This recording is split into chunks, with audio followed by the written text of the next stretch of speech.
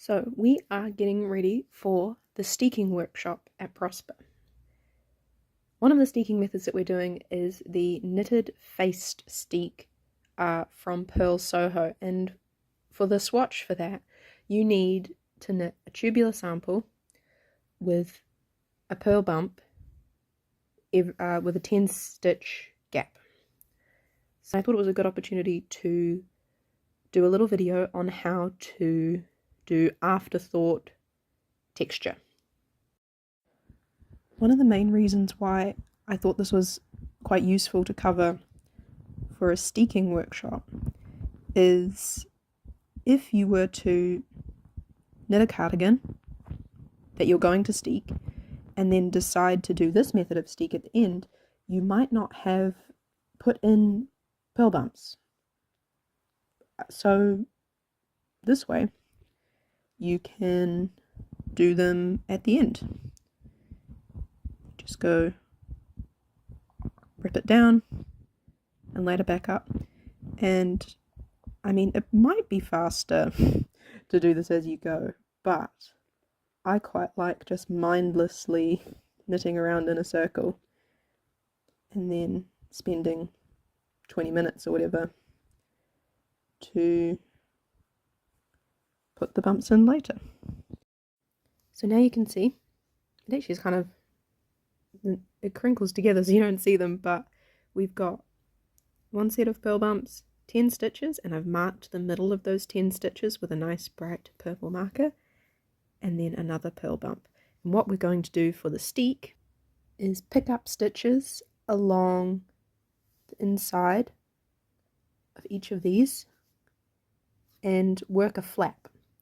So then when we cut up from this purple marker, right up the middle, we'll have a flap of knitting to lock in the edges. The next step is to pick up and knit the stitches from the inside of the tube. Pick up and knit stitches along the right purl bump, starting at the cast on edge. So we need to pick up stitches through both legs of the stitch. Cool. So yeah, we're just going to do this up the whole length of the purl bumps, the whole length of the tube.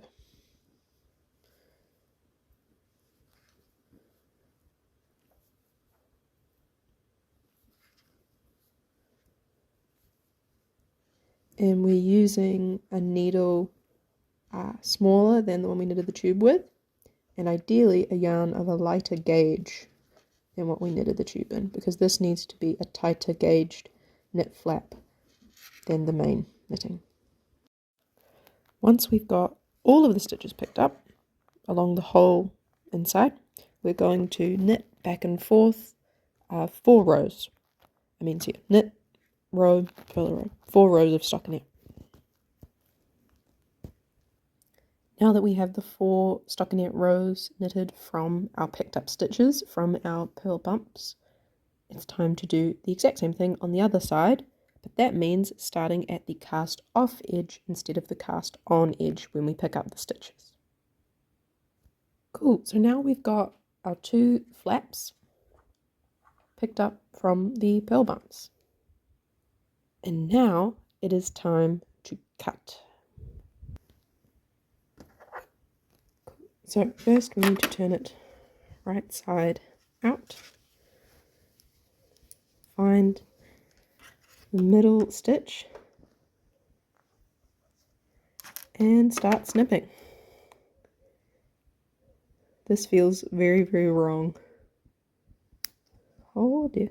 Now, if your yarn is very, very slippery, you're going to want to reinforce the stitches either side of your cut point with some sewing before you do this, just like you would for a normal non-faced steek.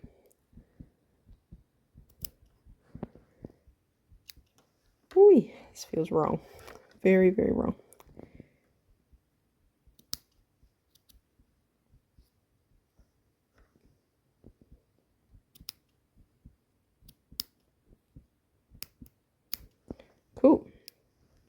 Now we have a cut tube. So now, sorry about the lighting change, the sun is going down.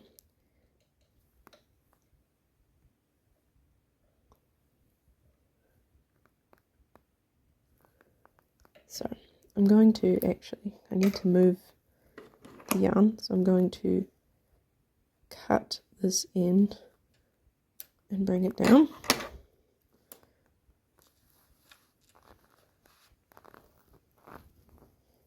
We're going to, starting at the cast on edge, yes, we're going to take this raw cut edge, fold it in, and identify stitches 2 and 3 of our thing. So we've got 1, 2, 3.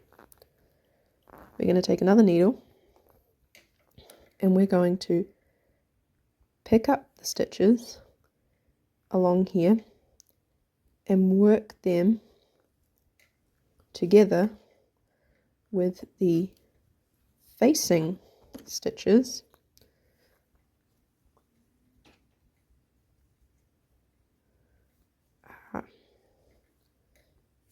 and then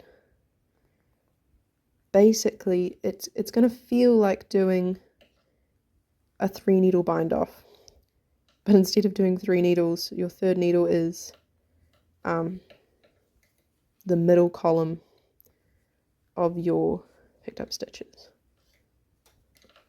So you're going to knit, so you're going to go in, whoops, I can't see. So you go in under both legs of that central column stitch, into the stitch on the needle, knit them together,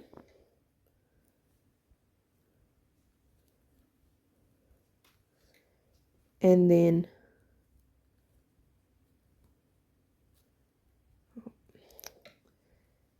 pass one stitch over the other. So again, under both legs of, under both legs of the stitch, into the stitch on the needle, knit those two together, then pass one stitch over the other. In under both, under there, knit them together,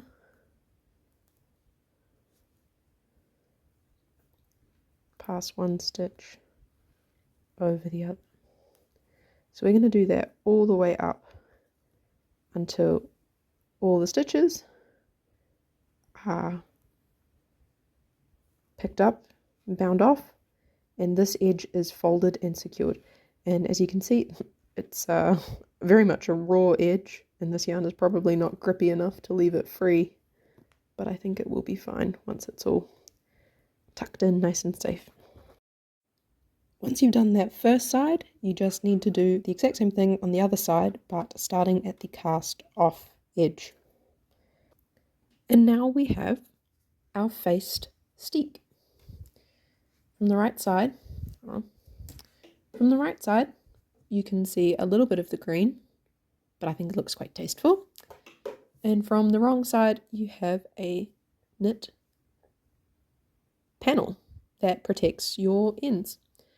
Purl Soho proposes this as a edging for a blanket, which is why it's a lot better than other steeking methods, because it is completely reversible, like both sides look nice. So if you were doing a blanket in the round and you wanted to cut it and have a nice, secure, double-sided edge that would look pretty from all sides, this is a great option.